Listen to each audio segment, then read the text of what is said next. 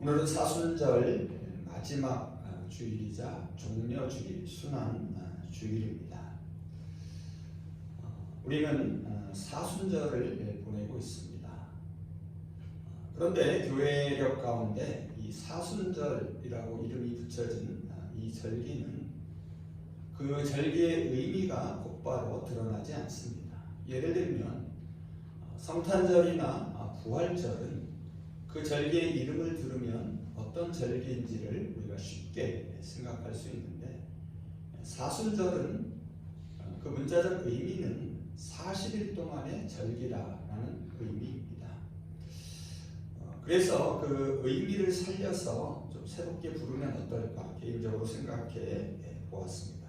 그래서 여러 단어를 생각하다가 수생절 이렇게 부르면 어떨까 생각해 봤습니다. 순환을 생각하는 절기. 생각하지 않고 생각하고 살지 않으면 사는 대로 생각하게 됩니다. 생각은 관심을 실현하는 의지입니다. 우리 그리스도인들은 그리스도를 생각하며 살아갑니다. 고난주간을 맞으며 그리스도 예수의 버림과 비움과 그리고 죽음을 깊이 생각하시기 바랍니다. 비움의 깊이가 우리의 높이를 만들어줍니다. 깊이 내려갈수록 더 높이 날아오를 수 있습니다. 어제의 생각이 오늘의 내 모습을 만들었습니다. 오늘 우리의 생각이 내일의 나를 만들어갑니다. 유대인 제자 한 사람이 랍비에게 찾아와 이렇게 묻습니다. 가난한 사람들은 비록 가진 것이 없지만 힘이 닿는 데까지 서로 도우며 살려 노력합니다. 그런데 저는 왜 그런 마음이 생기지 않을까요? 랍비는 잠시 생각하더니 이렇게 말합니다. 창밖을 내다보십시오. 무엇이 보입니까? 그 유대인 제자는 이렇게 대답합니다. 엄마가 자녀의 손을 잡고 다정하게 길을 걷고 있습니다. 그리고 마차 한 대가 한가롭게 달려가고 있습니다. 랍비는 다시 묻습니다. 그렇다면 이번에는 벽에 걸린 거울을 자세히 들여다보십시오. 무엇이 보입니까? 그가 대답합니다. 제 모습밖에는 아무것도 보이지 않습니다. 랍비는 조용히 단호하게 제자에게 말합니다. 창이나 거울 모두 유리로 만들어졌습니다. 하지만 유리에 칠을 하게 되면 자신의 모습밖에는 볼 수 없습니다. 여러분, 우리의 마음을 먼저 비울 때에 다른 사람이 보이기 시작합니다. 사람이 아름답게 보일 때는 무엇을 채워갈 때가 아니라 비워갈 때입니다. 사람이 가장 아름답게 보일 때는 다 비워놓고도 마음이 정말 평화로울 때입니다. 우리는 빌립보서 2장 5절에서 11절 말씀을 함께 읽었습니다. 초대교회 그리스도인들이 부른 그리스도 찬가입니다. 이 찬가는 시의 형식으로 쓰여진 신앙 고백입니다. 하나님께서 예수 그리스도를 통하여 인간을 구원하신 이야기를 노래합니다. 찬가는 너희 안에 이 마음을 품으라 라는 말로 시작합니다. 여러분, 품는다 라는 말이 무슨 뜻입니까? 마음속에 간직하는 것입니다. 마음에 간직해야 하는 것은 그리스도 예수의 마음입니다. 공동문 여러분, 이 구절을 여러분은 그리스도 예수께서 지니셨던 마음을 여러분의 마음으로 간직하십시오 라고 번역합니다. 새번역 성경은 여러분은 이런 태도를 가지십시오. 그것은 곧 그리스도 예수께서 보여주신 태도입니다. 여기서 마음이나 태도를 가지라는 말은 본래 어떤 생각을 가지라는 말입니다. 여러분, 마음에 품은 것이 곧 생각입니다. 그래서 그리스도 예수의 마음을 품으라는 것은 그리스도 예수가 가졌던 생각과 같은 생각을 가지라는 말입니다. 우리가 무엇을 생각하는가는 우리가 어떤 사람인가를 결정합니다. 저와 여러분은 그리스도인입니다. 그리스도인은 그리스도를 생각하는 사람입니다. 그리스도를 생각한다라는 것은 그리스도가 품었던 생각을 그대로 품는 것입니다. 그리스도의 성품과 그분이 하신 일에 깊은 관심을 가지는 것입니다. 그분의 성품을 본받는 것입니다. 그분의 생각을 삶으로 살아내려고 애쓰는 것입니다. 이제 저와 여러분이 품고 살아내야 할 그리스도 예수의 생각에 대하여 함께 생각해 보고자 합니다. 우리 마음에 무엇을 품느냐가 삶과 신앙의 내용을 좌우합니다. 우리 생각이 어디에 있느냐가 삶과 신앙의 방향을 결정합니다. 그리스도 예수의 생각은 6절, 7절, 8절에 나옵니다. 그런데 생각이라는 것은 본래 눈으로 볼 수가 없습니다. 하지만 생각은 또한 숨길 수도 없습니다. 재치기와 사랑은 숨길 수 없습니다. 마찬가지로 생각은 반드시 말과 행동으로 나타납니다. 여러분, 생각이라는 말을 관심과 의지로 바꿔보면 더 분명해집니다. 관심이 있는 곳에 자신도 모르게 눈길이 갑니다. 의지가 있는 곳으로 어느새 발길이 향합니다. 초대교회 그리스도인들은 예수님의 눈길이 닿았던 곳을 보았습니다. 그리고 거기서 예수님의 생각을 알게 되었습니다. 오늘은 종려주일입니다. 이 종려주일에 예수님께서 예루살렘에 입성하셨습니다. 그때 예수님의 눈길은 예루살렘 왕궁을 향하였지 않았습니다. 예수님의 눈길은 십자가를 바라보고 있습니다. 예수님의 발길은 벌써 골고다 언덕을 향하고 있습니다. 오늘 읽은 말씀에서 우리는 그리스도 예수의 세 가지 생각을 알 수 있습니다. 그분의 관심과 의지를 보게 됩니다. 그 생각은 버림과 비움 그리고 죽음입니다. 먼저 첫 번째 생각은 버림입니다. 예수님은 하나님과 본질이 같으셨습니다. 하지만 자신을 하나님과 동등한 존재로 여기지 않으셨습니다. 6절을 한번 보시기 바랍니다. 그분은 하나님의 모습을 지녔으나 하나님과 동등함을 당연하게 생각하지 않으시고, 여러분, 여기서 여기지 않았다 혹은 생각하지 않았다라는 말은 생각을 바꾸었다는 뜻입니다. 예수님은 생각을 바꾸셨습니다. 예수님은 하나님과 동등함을 주장할 수 있는 그 생각을 고집하지 않으셨습니다. 여러분, 고집하지 않는 것이 생각을 바꾸는 첫 걸음입니다. 고집을 버리고 생각을 바꾸면 새로운 세계가 열립니다. 나 자신을 고집하지 않으면 다른 사람이 보입니다. 땅을 고집하지 않으면 하늘이 보이기 시작합니다. 예수님의 생각을 바꾸시는 데서 우리의 구원이 시작되었습니다. 예수님이 생각을 바꾸자 하늘이 열렸습니다. 그래서 이제 그리스도 예수 안에서 하나님을 볼 수 있게 되었습니다. 생각을 바꾸면 시간을 초월할 수 있습니다. 그래서 바로 오늘 구원을 경험할 수 있습니다. 생각을 바꾸면 공간을 넘어설 수 있습니다. 그래서 바로 여기서 구원을 경험할 수 있습니다.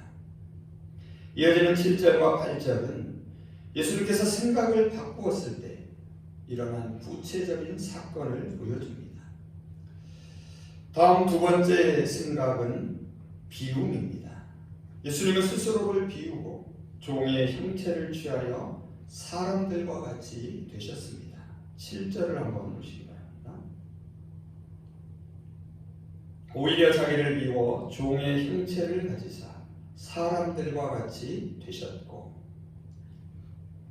여러분 여기서 자기를 비워라는 말을 독일어 성경은 자신을 아무것도 아닌 것으로 만드셨다라고 번역합니다.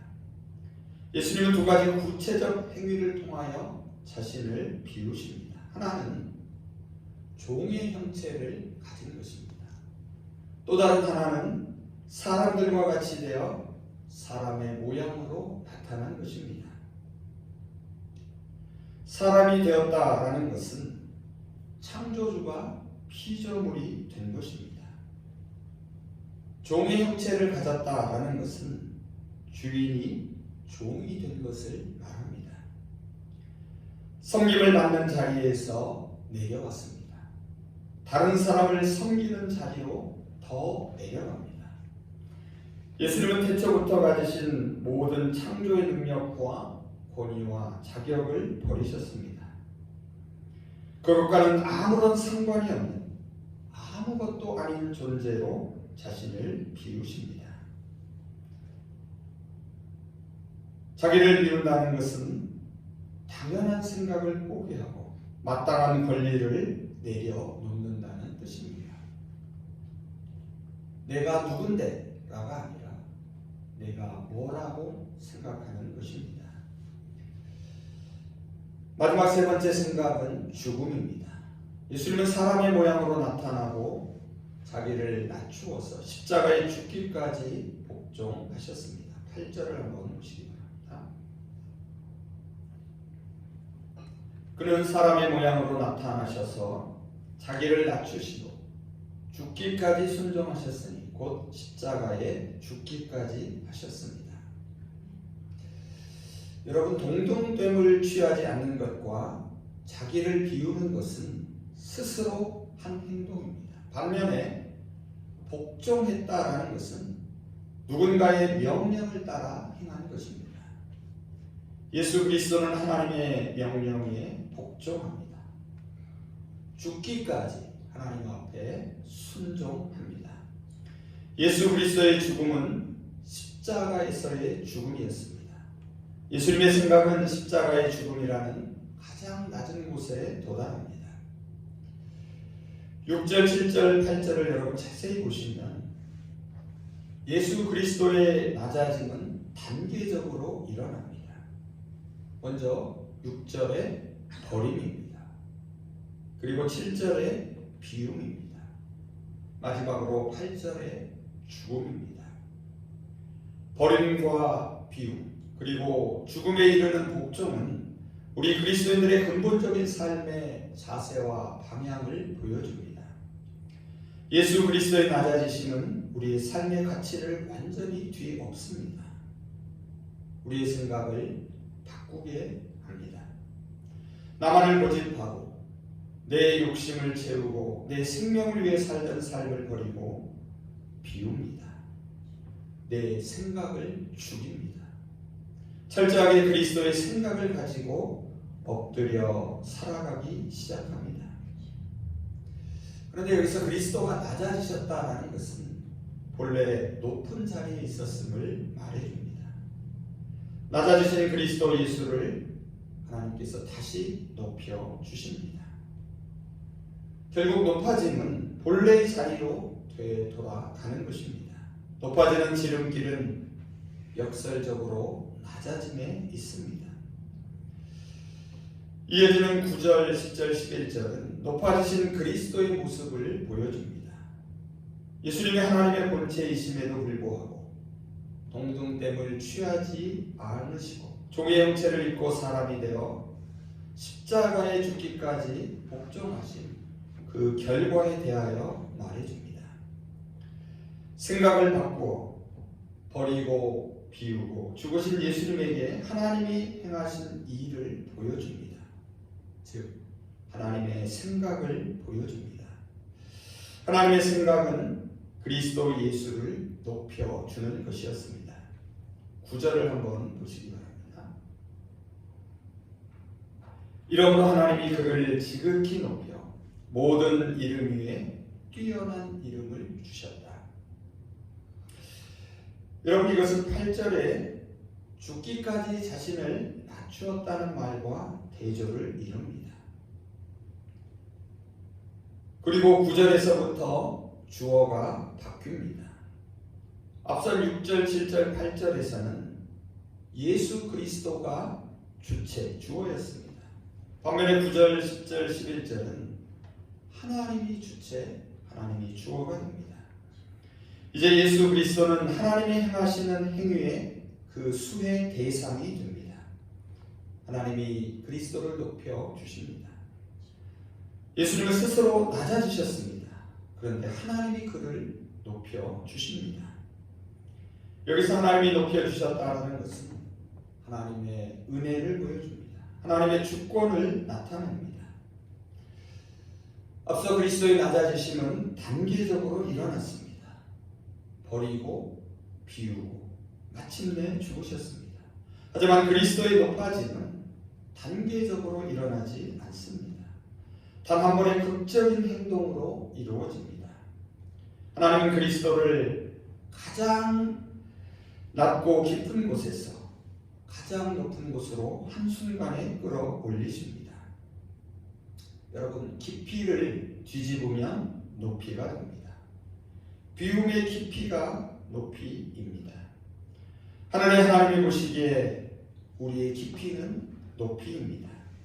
가장 깊이 내려간 사람이 가장 높이 올라갈 수 있습니다. 가장 많이 비운 사람이 가장 많이 채울 수 있습니다. 그래서 다 비워놓고도 마음이 평화로울 수 있습니다. 이어지는 10절, 11절은 하나님이 그리스도 예수를 높이시고 뛰어난 이름을 주신 목적을 밝힙니다. 10절, 11절을 한번 보시기 바랍니다. 그리하여 하나님께서 하늘과 땅 위와 땅 아래에 있는 이들 모두가 예수의 이름 앞에 무릎을 꿇게 하시고 모두가 예수 그리스도는 주님이시라고 고백하게 하셔서 하나님 아버지께 영광을 돌리게 하셨습니다. 하나님은 그리스도를 최고로 높이십니다. 그에게 모든 이름 위에 뛰어난 이름을 주십니다. 그 이름은 바로 주라는 칭호입니다. 여러분, 주라는 말은 주인이라는 말입니다. 예수님은 스스로 종이 되셨습니다. 그런데 하나님이 주인으로 만들어 주십니다. 이제 하늘과 땅과 땅 아래에 있는 모든 것을 다스리는 주권자가 됩니다. 우리가 십자가의 예수 그리스도를 주로 시인한다는 것은 그분이 나를 주관하시는 주인이라는 뜻입니다. 예수는 그 이름을 부르는 자들에게 주님이 되십니다. 그런데 여러분, 바울 당시에 예수 그리스도를 주라 부르는 것은 정치적인 문제였습니다. 당시 로마 제국에서 주라고 불릴 수 있는 존재는 황제뿐이었기 때문입니다. 그래서 예수를 주라고 부르는 것은 세상 권력과의 싸움을 의미합니다. 그리고 결국 그리스도의 승리를 보여줍니다. 모든 사람들이 그리스도를 주로 고백하게 됩니다. 이것은 세상을 지배하는 주권자들이 그리스도에게 복종하게 될 것을 말합니다. 이것은 우리가 나를 버리고 비우고 내어주며 그리스도와 하나 됨으로써 마침내 그리스도가 통치하는 새로운 세계를 살 것을 말해줍니다. 말씀을 정리해 보겠습니다. 저와 여러분의 지금 모습은 어제까지의 우리의 생각이 데려다 놓은 결과입니다. 그리고 오늘 지금 여기서 우리가 품은 생각이 내일의 나를 만들어갑니다. 생각은 관심을 실현하는 의지입니다. 예수님은 하나님과 본질이 같으셨습니다.